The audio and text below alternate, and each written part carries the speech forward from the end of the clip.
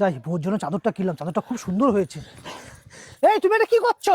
এই মেয়ে তুমি কি করছো? এটা আমার বউয়ের চাদর। কে আপনি? চাদর দিয়ে ভেবে ঢেকে দিলেন। আমি আপনাকে সবটা বলছি, কিন্তু আপনি একটু শান্ত হন। আমার স্বামী আমাকে ধাওয়া করেছে। আরে কি হয়েছে সেটা তো বলেন। আমি আপনাকে সবটা বলবো। আপনারা কি একটা মেয়েকে যেতে দেখেছেন এখান দিয়ে চুড়িদার পরা? না না, আমি তো কাউকে দেখিনি। আপনি ওর কে হন? ওইটা আমার স্ত্রী। আর এটা কি এইভাবে চাদর মুড়ো দিয়ে দাঁড়িয়ে আছে?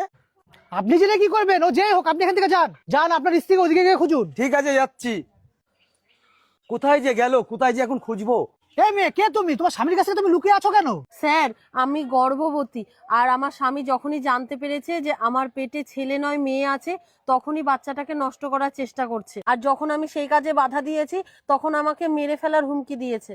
আপনি আমাকে আর আমার সন্তানকে বাঁচান প্লিজ। কি এত বড় সাহস তোমার স্বামী? মেয়ে সন্তান হবে বলে তাকে নষ্ট করার চেষ্টা? ঠিক আছে, আমি দেখছি, চলো আমার সাথে। আচ্ছা দাদা, তোমার বউ তো পালিয়ে গিয়েছে, এখন যদি লোকজনকে সব কথা বলে দেয় তাহলে কি হবে? আরে বোন, ওকে যদি একবার পাই না, দেখাবো মজা। এবার যদি ফিরে আসে না, ওকে বলবো আর কোথাও যেন না যায়। এসে গেছিস তুই, এবার তো তোকে ছাড়বো না।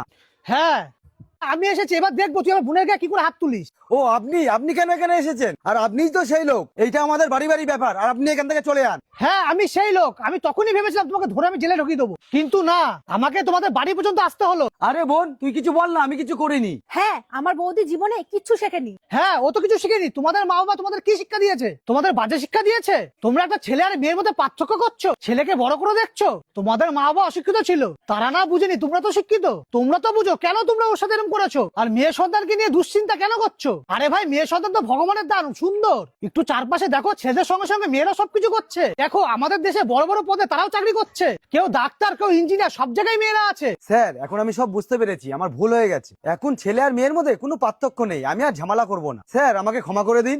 আর পিঙ্কি, তুমিও আমাকে ক্ষমা করে দাও। যাও বোন, নিজের সংসার করো। সব সমস্যার সমাধান হয়ে গেছে। তারপরেও যদি কোনো সমস্যা হয় আমাকে জানাবে। ঠিক আছে বোন, আমি তাহলে আসছি। ধন্যবাদ দাদা ভাই।